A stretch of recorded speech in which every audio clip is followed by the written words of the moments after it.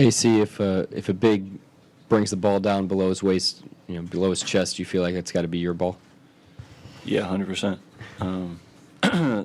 That's the only advantage I have when guarding bigger players is, the ball exposes itself.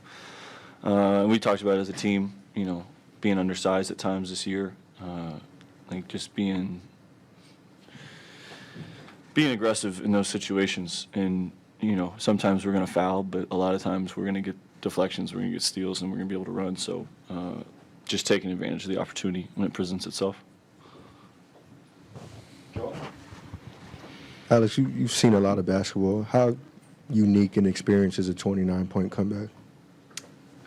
Yeah, it doesn't happen a lot. I've been part of a couple comebacks in my career, even before the NBA, that have been crazy. But playoff game down 30, that's not a great feeling, especially on the road. But one positive that I was trying to spin it for the guys was we got a lot of time left. There's a lot of basketball we played and a lot of possessions in the game. And I just felt like at halftime when we were at 26, I was like, excuse me, I was talking to the guys in the locker room just about getting it to low single or low double digits, 10, 11, 12. And from there, I felt like we could win the game. And that first unit came out and hit them right in the mouth in the third quarter. Chet made a bunch of shots for us to get us going.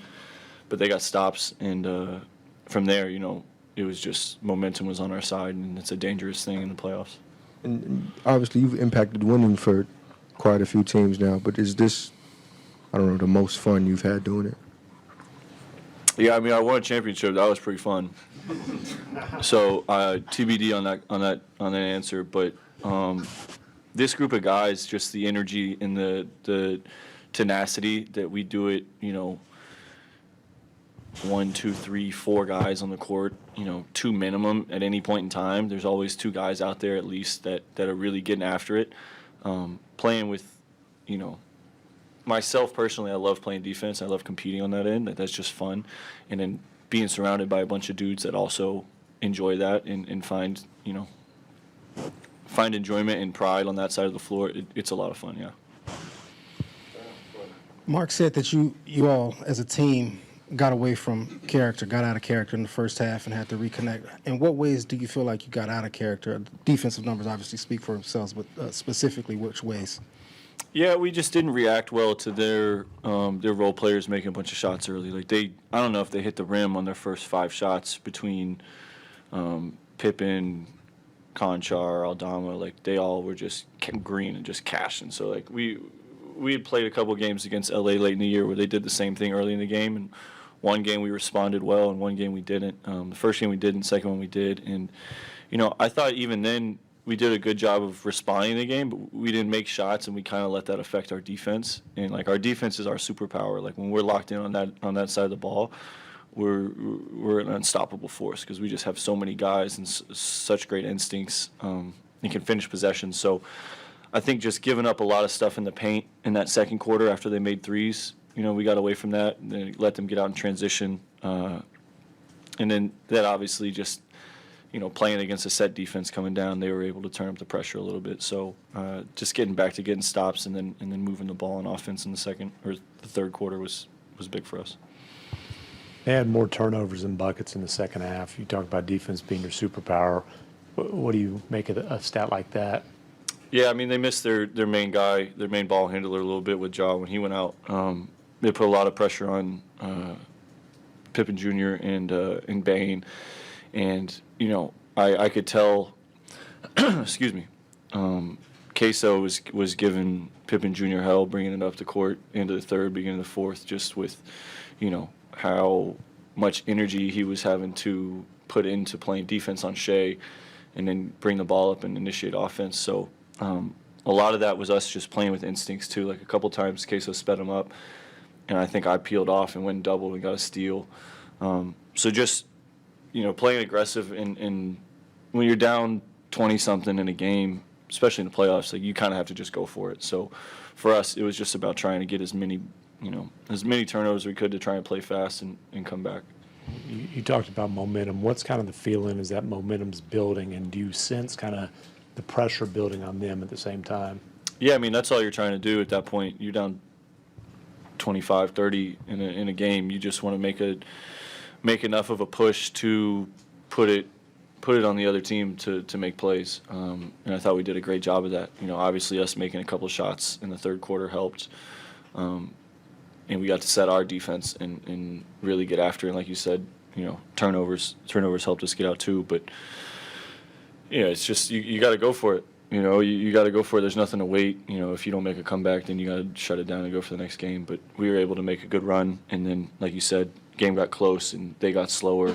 The game kind of switched to the pace that I think benefited us. Alex, this is the second straight game where you've dove on the floor for the loose ball. You get it tied up, but you call a timeout. You guys retain possession, and you're pretty fired up after those plays. Just in your experience in the playoffs, just can you speak to how much weight a play like that holds in these games?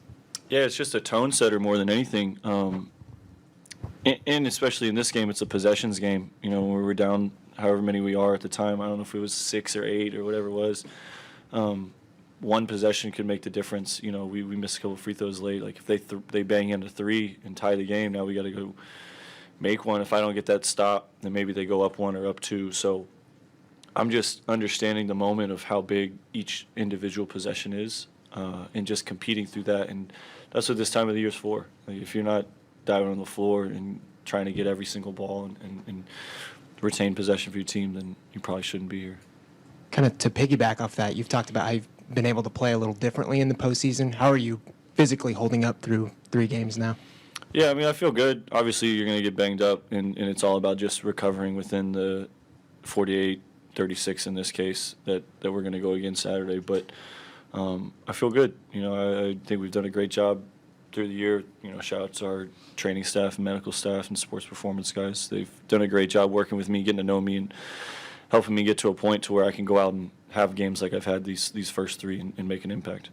Basically, obviously your postseason experience with Chet is still young, but how have you seen him seize the opportunity, and what do you see flipping him from half to half tonight? Yeah, I mean, one nice thing for Chet is that you don't have to get him ready to play. Like, he has a very high standard for how he wants to play, and that is, the beginning of greatness at any point in time. Like, I have the same thing, excuse me, with myself, which is the reason that I'm here now sitting at this podium talking to you in the NBA. You have to have a high standard for how you want to play and hold yourself to that standard, and he does a great job of that. For me, it's more about getting him out of his own way sometimes when he gets a little too frustrated with himself, because it's not a perfect game. It's an imperfect game. Like, we're going to turn the ball over.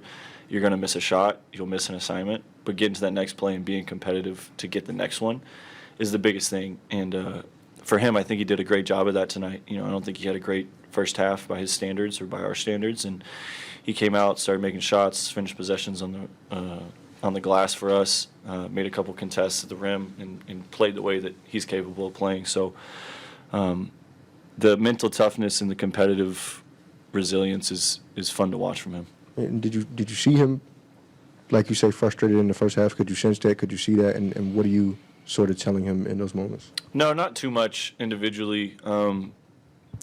But, I mean, this is the same guy we're talking about when he misses a couple shots in warm-ups in a row. We'll just, I shoot the same time as him. So, his warm-up for me, I'm just like, all right, let's get a good feel and get to the game. And Chet's, out there with a full sweat, and he missed a couple in a row, and he's pissed. And I always get a chuckle out of it because it's like, dude, you're going to be fine. We're going to play the game. You're going to make a bunch of shots. But that's just who he is. Thanks.